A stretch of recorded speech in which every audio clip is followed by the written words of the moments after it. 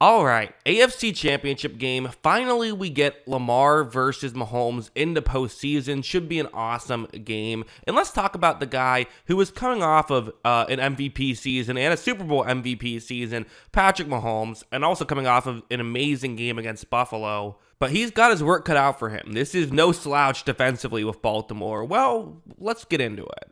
If you look at the Pro Football Focus grades for each positional category here that we're going to talk about on this side of the ball, definitely, a lot of great stuff here for Baltimore. Specifically, the coverage is where they shine. Second best graded coverage unit going up against the 11th best passing unit here for Mahomes. And again, that's strictly passing for Mahomes. It's not factoring in his running here. And, let's be honest. We all know Mahomes is the best quarterback in football. Who cares what his PFF grades were passing in the regular season this year?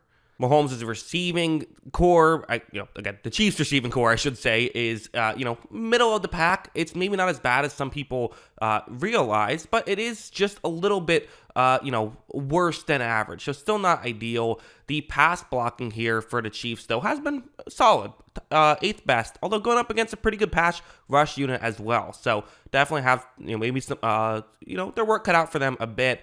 For Baltimore, they are beatable in the run defense, but they're still tough there. 15th best is not bad by any means. And again, it's oftentimes in run defense more important to make sure you have just 7 guys who can run up and make a tackle, or 8 guys or 11 guys who can make a tackle, than it is having, a few stars and a few bad players, so Baltimore, a very complete run defense, even if maybe not necessarily a ton of stars there, but to have a couple stars there in the run defense game as well, going up against Kansas City, who, again, kind of around where Baltimore is. 18th best run blocking, so a little bit worse there, but 11th best actual rushing, so a little bit better there. And again, that is worth mentioning, that is also including Mahomes. But also, if we look at this chart, the top banner is the most notable one, as Kansas City throws the ball a lot more than the average team does. They throw the ball 7% more than average, and after a rush on first, 14% more than average. That's the one all the way at the bottom. So this is a team that throws the ball. They're going to try and win or lose this game by throwing the football. We all know that. So then let's watch some film and let's talk some scheme for a second. Baltimore does it all. They will every now and then drop back in the zone, but I don't know if they should do it too much, because like you saw Buffalo, they played a lot of zone against Kansas City, and you see why that doesn't really work out. The route you see on the screen is Travis Kelce's route, which, has there been anyone better in football ever at being able to just find the soft spots in zone over the middle? Maybe, I don't know. Some people in the comments, I'm sure, will put someone else there, but Kelce's certainly on the short list of best to ever do it in this scenario. Watch as Mahomes is going to run a play action, and he also really quickly gets rid of the football. You see that there's a window. It's not like a huge window or anything, but Kelce finds where the window is, and Mahomes finds where the window is. They do connect. They're able to pick up a nice completion there. So great stuff by Mahomes, great stuff by Kelce for sure. But this is just what they do. And so for the Ravens, they like to play man coverage. Again, they will drop back in the zone at times, but they prefer their man coverage. And in this game, I think that's a huge benefit to Baltimore, the fact that they're probably going to play a lot of man.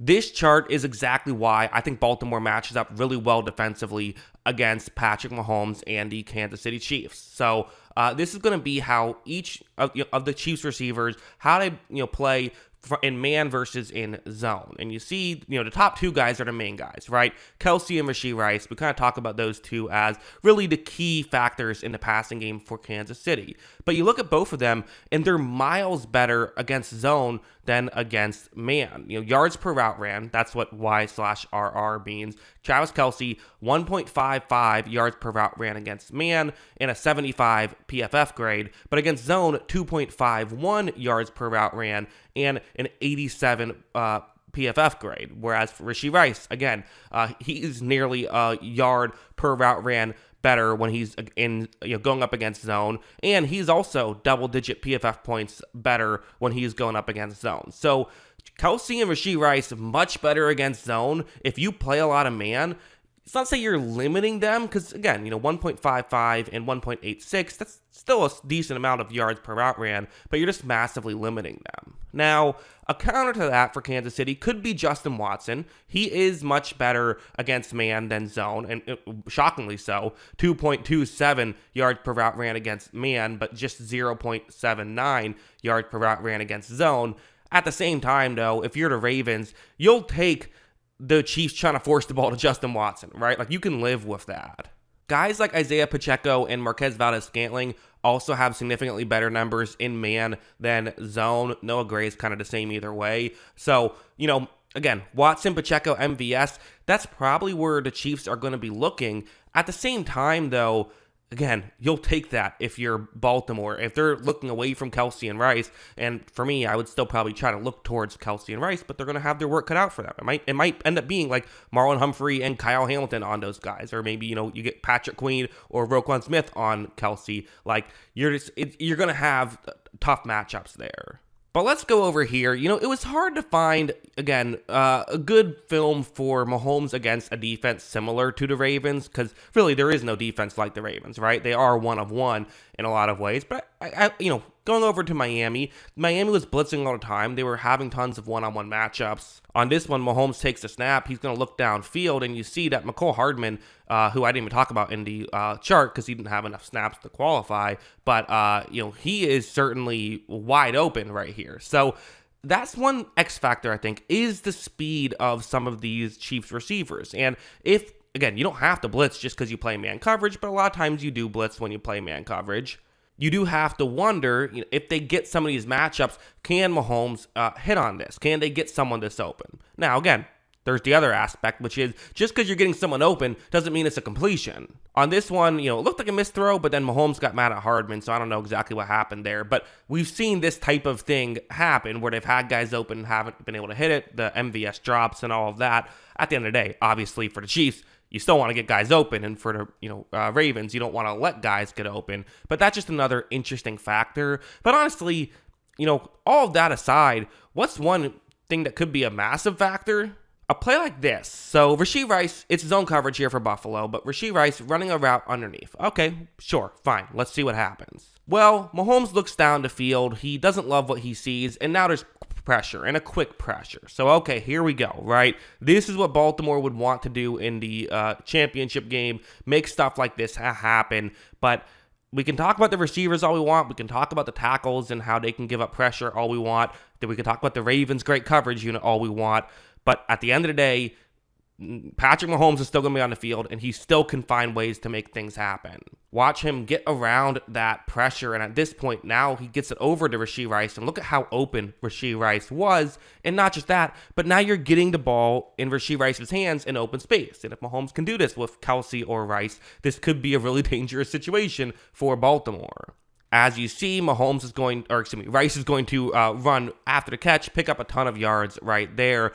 The Mahomes factor is a real thing that you should be afraid of if you're a Ravens fan. It just is. We've seen Mahomes do it so many times that, to not respect Mahomes at this point would be foolish. Obviously, he's a superstar player. And I would say one other benefit that is in Kansas City's favor is they should go into this game expecting man coverage. That's what they should be expecting. And so they should have wide receiver screens and quick passes and, rub routes and things like that could potentially work. So this is not a guaranteed victory by any means. I do think that the Ravens match up well. I do.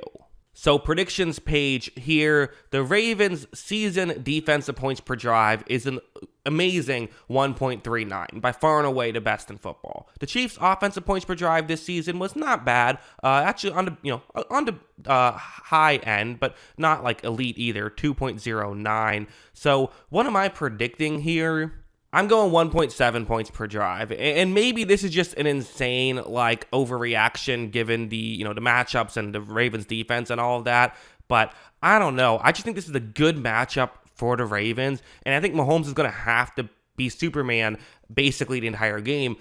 He could do it, absolutely. Only a fool counts out Patrick Mahomes, but I don't think they're going to win this game with their offense. I could be wrong. I don't think that's going to happen, but would this be enough to win? Whose do I have actually winning the game? Well, you have to stay tuned to part 2 of this video, where I talk about the other side of the ball. The guy who's about to win MVP going up against what's been a great defense all season in Kansas City's own right. Again, 2 great defenses in this game. I'll talk about that in part 2 of this video, which should be out before too long, either later today or tomorrow, so be on the lookout for that. But yeah, those are my thoughts. What are yours? Let me know in the comments below.